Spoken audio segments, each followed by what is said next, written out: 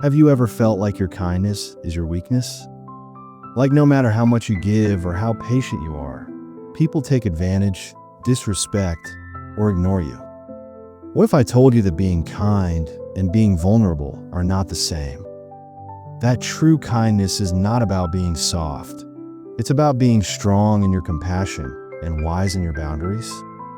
Today, we're diving deep into a powerful Buddhist story that reveals the difference between genuine kindness and blind softness. This story will teach you how to protect your peace without sacrificing your kindness, and how to earn respect without losing your calm. Stay with me until the end, because the final lesson will show you how to be firm, fearless, and kind all at once.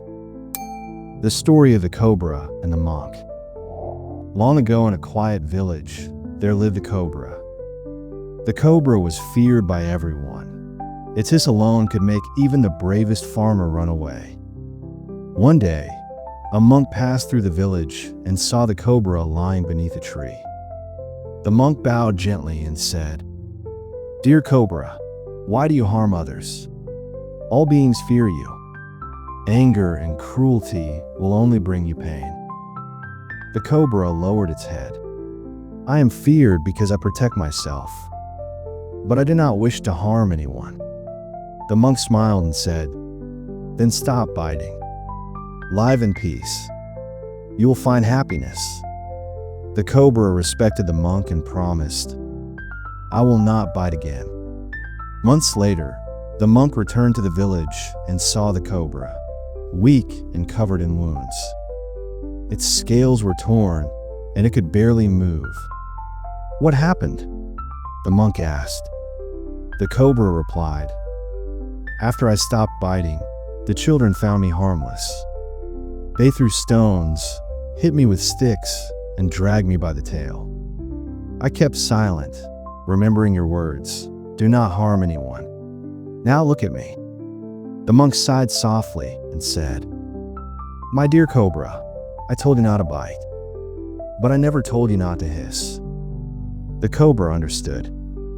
From that day forward, it hissed loudly whenever people tried to harm it. No one dared hurt it again. It never bit anyone. That cobra lived in peace, respected, not feared. The meaning behind the story. This story isn't just about snakes and monks. It's about you and your boundaries. The cobra's weakness came not from kindness, but from misunderstanding it. It thought kindness meant silence. It thought peace meant weakness. Buddhism teaches us balance. Compassion without wisdom invites self-destruction. Wisdom without compassion becomes cruelty. True kindness lives in the middle, firm yet gentle. The monk showed the cobra the art of non-harming, not through blind softness, but through intelligent strength. If you're kind-hearted but constantly exhausted, hurt, or disrespected, remember, you're not wrong for being kind, but you must also learn to hiss. Step 1. Understand the difference between kindness and people-pleasing. The Buddha said, "If you light a lamp for someone, it will also brighten your path. But what if you keep giving away all your oil until your own lamp goes dark?" That's what happens when kindness turns into people-pleasing.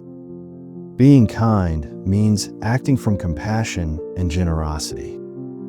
Being a people-pleaser means acting from fear of rejection, conflict, or being disliked. A kind person gives because they want to. A people-pleaser gives because they feel forced to. You must learn the difference.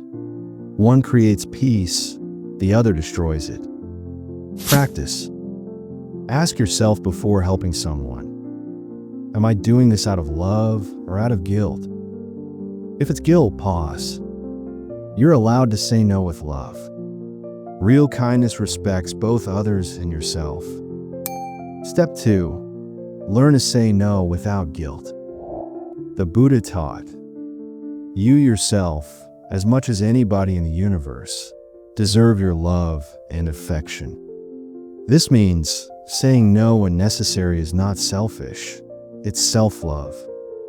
Many mistake endless yes for goodness, but saying no can be an act of compassion, especially when saying yes would drain your energy or encourage harmful behavior.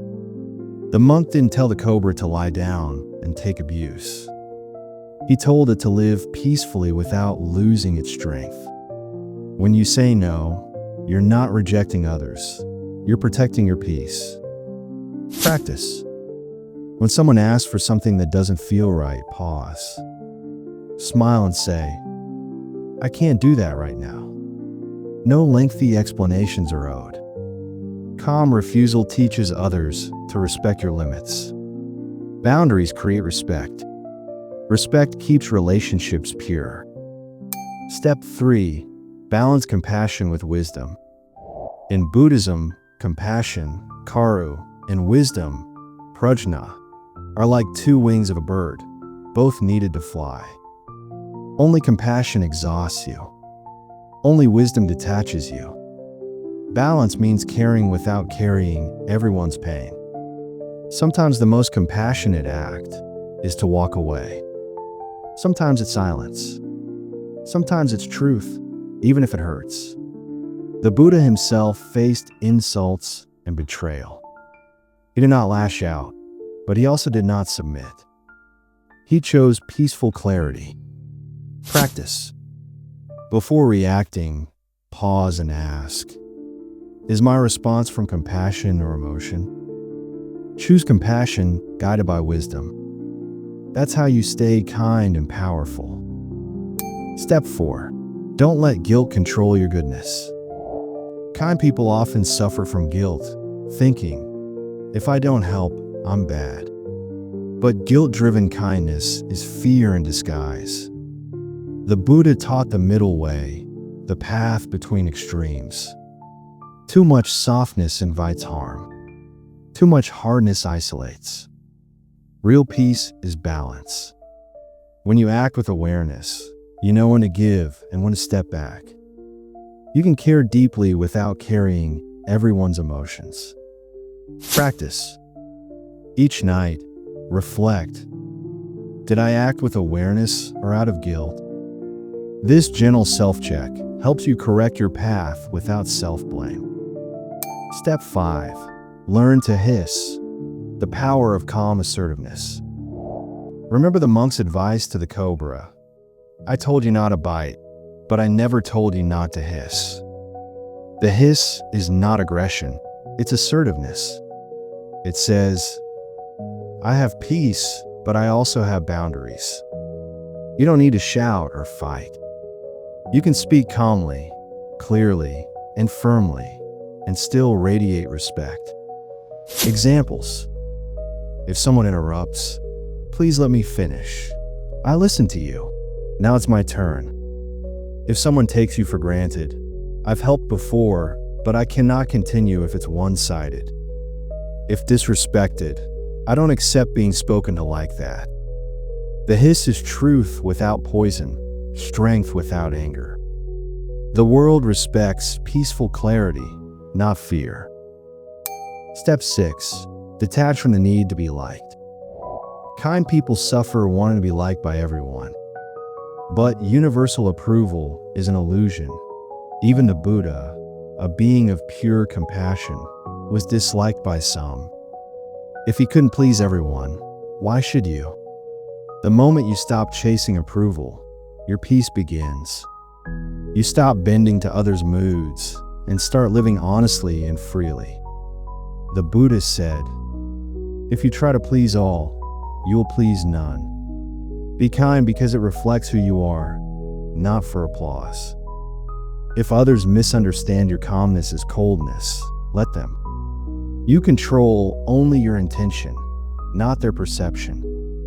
Practice. Each morning remind yourself, I am not here to be liked. I am here to live truthfully. Watch fear lose its grip. Step 7. Stop mistaking forgiveness for tolerance. Many think forgiveness means tolerating bad behavior repeatedly. But forgiveness with awareness is different. When you forgive, you free your heart from anger. Forgiveness does not mean inviting repeated harm. You can forgive fully and still say, "I wish you peace, but you cannot stay in my life."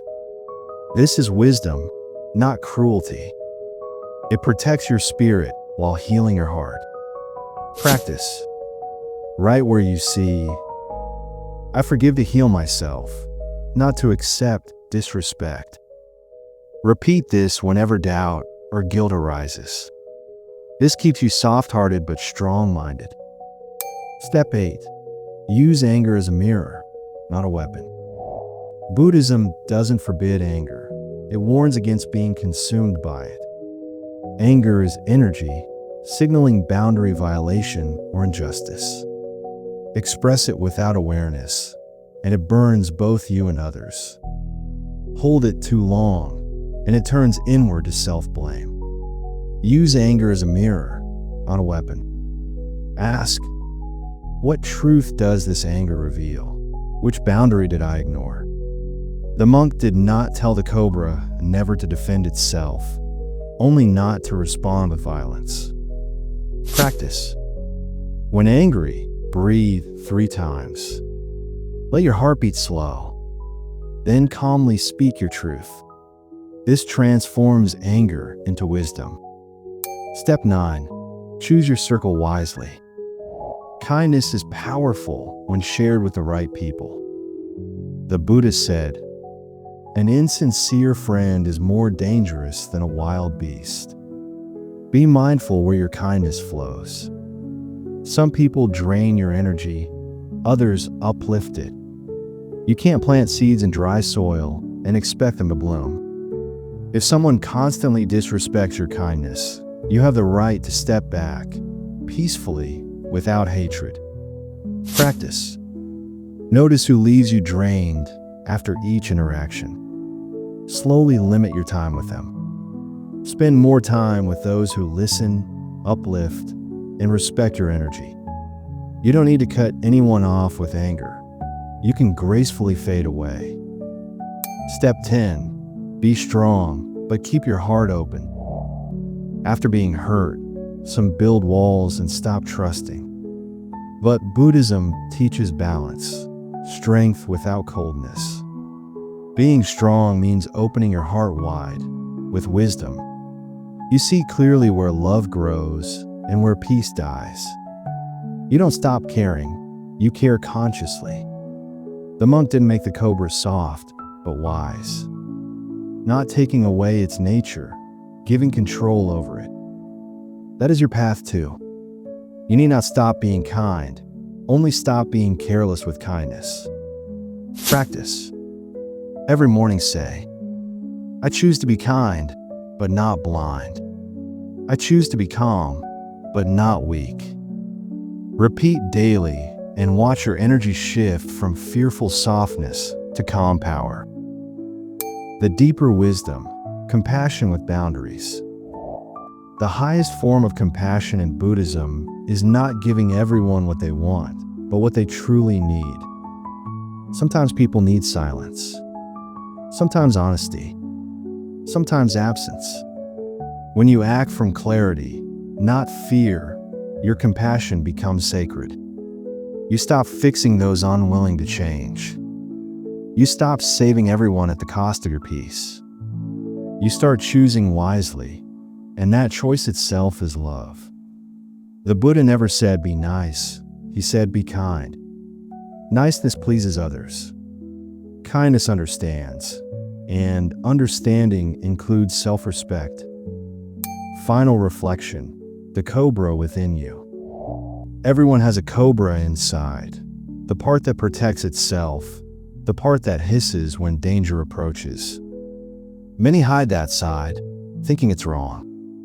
It's not. It's sacred. Your guardian. Balance the monk and cobra inside you. The monk keeps you peaceful. The cobra keeps you safe. When they harmonize, you become unstoppable, calm, wise, kind, and respected. So stop letting others define your peace. Stop being soft out of fear. Be kind with strength. Be calm with courage. Be loving with limits. This is the awakened heart, soft enough to feel, strong enough to protect.